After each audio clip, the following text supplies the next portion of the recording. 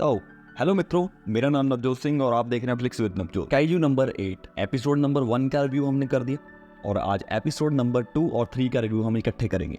Video शुरू करने से पहले छोटी सी रिक्वेस्ट करना चाहूंगा, अगर आप चैनल पे नए हो तो प्लीज सब्सक्राइब कर दो और वीडियो को प्लीज लाइक कर दो। एपिसोड 1 में हमें दिखाया जाता है कि कैसे काफका हिमेनो जो मेन लीड में है इस सीरीज की, वो काइजू में कैसे कन्वर्ट होता है। सेकंड एपिसोड साथ ही में शुरू कराया जाता है जहां वो हॉस्पिटल में होता है, उसका जूनियर रेनू इचिकावा और काफका हिमेनो खुद एक काइजू के रूप में, जिसको वो नाम देते हैं काइजू नंबर 8। ये सीरीज उसी काइजू पे बेस्ड है जिसका नाम है काइजू नंबर 8। हॉस्पिटल से बाहर निकलते हैं ये।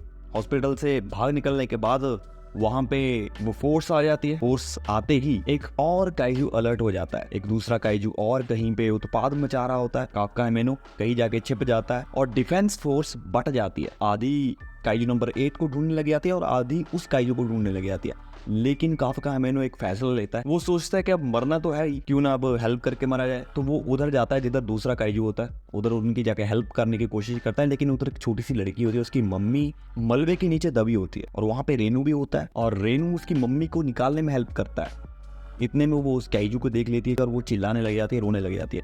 वो उसको हंसाने की भी कोशिश करता है, वो बेचारी और रोती है। अब काफका और परेशान हो जाता है तो वहां पे वो काइजू आ जाता है बड़ा वाला और उसको एक मुक्का मार देता है, गिर जाता है।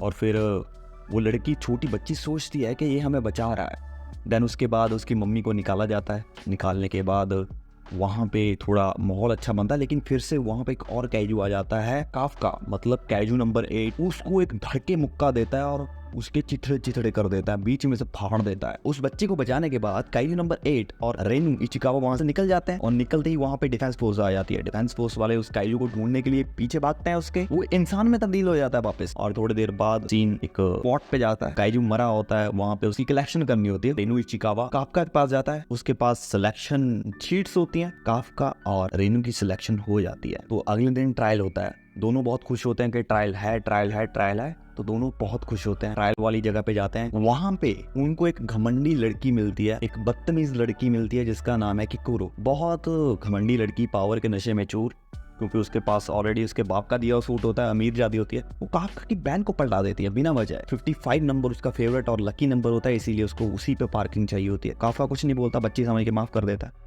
देन फिर वो अपनी वैन को खुद सही करता है और वो देख के हैरान रह जाते हैं कि वैन कैसे इसने उठा दी कार से बिना सूट के, वो भी। तो अब वहीं पे एपिसोड एंड हो जाता है। एपिसोड 3 की शुरुआत में हमें थोड़ा सा यही चीजें दिखाई जाती हैं और उसके बाद जो मेन चीज आती है, एक पहला पड़ाव आता है रनिंग का। 225 कैंडिडेट होते हैं। 225 कैंडिडेट्स में से पीछे से 5वां आता है काफका और पहले नंबर पे आती है किकुरू। वहीं पे उनकी दुश्मनी चालू हो जाती है, वहीं पे उनका कंपटीशन चालू हो जाता है। कंपटीशन बहुत तगड़ा होता है और भी साथ वाले लोग भी बहुत तगड़े होते हैं और रेनू भी काफी अच्छा कर रहा होता है। सेकंड राउंड जो होता है वो स्किल बेस्ड राउंड होता है।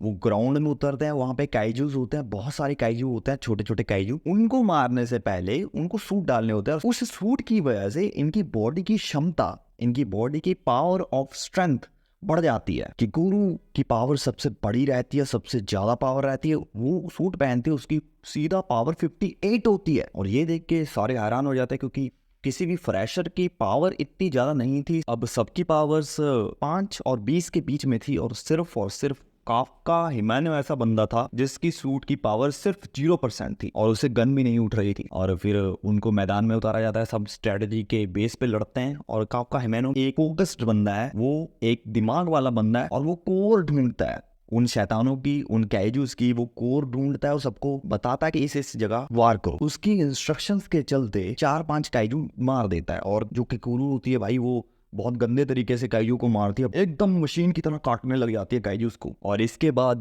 काफका वो ट्रैक पे आने ही वाला होता है और काइजू उसको जख्मी कर देता है। वो उठता है, अपने आप को मोटिवेट करता है। सब लोग देख के हैरान रह जाते हैं, क्योंकि वही एक 32 साल का होता है वहां पे मौजूद सबसे ज्यादा एज वाला, और उसके सूट की पावर 0.1% हो जाती है, यानी कि 0.1% बढ़ जाती है। जैसे उसकी पावर 0.1% बढ़ती है, वहीं पे एपिसोड 3 एंड कर दिया जाता है। मेरे को इन एपिसोड्स को लेके ये फीलिंग्स आ रही हैं, क्योंकि ये काइजू नंबर 8 एक ऐसी सीरीज है, एक बिल्कुल हटके एनिमे सीरीज है। इसमें कुछ तो खास है जो हमें बांध के रखता है, इसमें कुछ तो अच्छा है जो हमें बांध के रखता है। डेफिनेटली तुम लोग को भी ये सीरीज देखनी चाहिए। अभी तक के इसके 6 एपिसोड आ गए हैं। हेलो, कैरी नंबर 8 का जो पर एपिसोड की कॉस्ट आती है 15 मिलियन से 25 मिलियन के बीच में आती है पर एपिसोड की कॉस्ट। एक full of entertainment of pack है ये एनिमे सीरीज एक ऐसी सीरीज है जिसे देख हम खुद ये अंदाजा लगा सकते हैं कि कहाँ जाके ये रुकने वाली है। मेरे ख्याल से नहीं रुकने वाली, क्योंकि ये जो चीज़ है, ये जो काफका एमेनू के अंदर जो चीज़ है